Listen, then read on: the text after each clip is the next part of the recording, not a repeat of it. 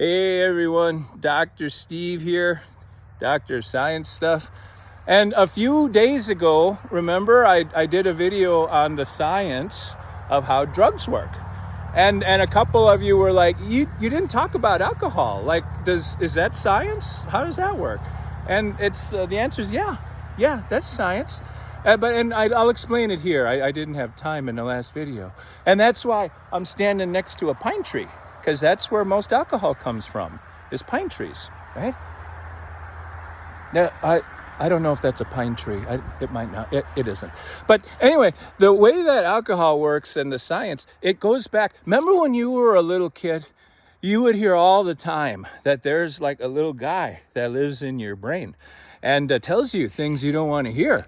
Like, hey, don't eat the rest of them Nutty Buddies. And you'll be like, you ain't the boss of me. And he'll be like, I'm your brain, not literally the boss of you. And you'll be like, pound sand, Broadster. And he'll be like, bro, my name is Brody. Who calls me Broadster? What is that?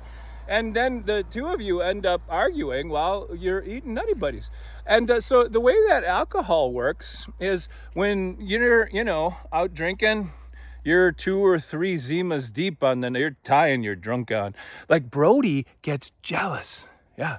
And he'll be like, I got to work all the time and you're able to have a couple of Zimas? I got to tell you things you don't want to hear, like don't insult the waitress's tattoos before you get your food.